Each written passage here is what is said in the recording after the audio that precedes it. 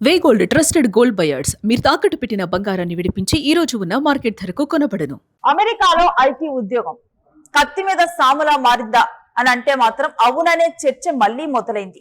అమెరికాలో వలసదారులకు ట్రంప్ సర్కార్ మరో బిగ్ షాక్ ఇచ్చింది. బ్యాంకింగ్ సిస్టమ్ లో ఇమిగ్రేషన్ స్టేటస్ ను రిస్క్ ఫ్యాక్టర్ గా చూడాలని ట్రంప్ ఆదేశించారు. ఈ మేరకు సరికొత్త ఎగ్జిక్యూటివ్ ఆర్డర్ ఇచ్చారు. H1B వీసా హోల్డర్లు, ఓపీటీ స్టూడెంట్ల ఖాతాలపై నిఘా పెంచాలని, లోన్లు ఇచ్చే ముందు వీసాలను చెక్ చేయాలని ఆదేశించారు. ట్రంప్ తీసుకున్న ఈ నిర్ణయంపై వలసదారుల సంఘాలు ఆందోళన వ్యక్తం చేస్తున్నాయి. దీనిపై న్యాయపరంగా పోరాడతామని చెబుతున్నారు.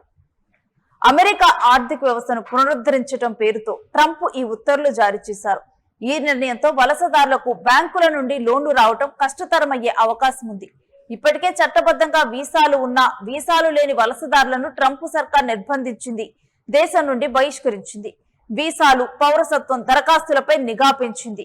దీంతో పాటు మెల్లిమెల్లిగా వలసదారులకు ప్రభుత్వ సేవలు పరిమితం చేస్తూ వారిని సొంత దేశాలకు వెళ్లిపోయేలా చేస్తోంది.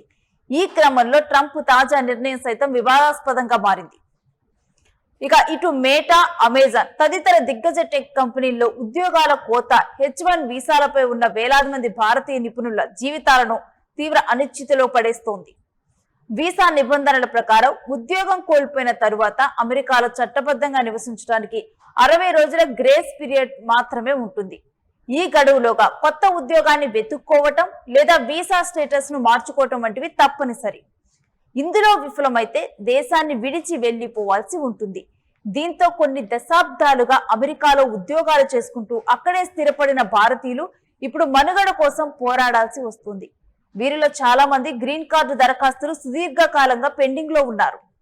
ఈ పరిస్థితిలో 60 రోజుల గడువును పొడిగించుకోవటానికి ఉద్యోగాలు కోల్పోయిన వారిలో పలువురు తాత్కాలికంగా B2 విజిటర్ వీసాకు మారటానికి ప్రయత్నిస్తున్నారు. ఈ వీసాతో అమెరికాలో 6 నెలల పాటు ఉండవచ్చు. అయితే కఠిన వలస నిబంధనల నేపథ్యంలో ప్రస్తుతం ఈ మార్గం కూడా కష్టతరంగా మారుతోందని ఇమిగ్రేషన్ నిపుణులు పేర్కొంటున్నారు. 2026లో ఇప్పటి వరకు 144 టెక్ కంపెనీల్లో 1,11,000 మందికి పైగా ఉద్యోగాలు కోల్పోయారని గణాంకాలు వెల్లడిస్తున్నాయి.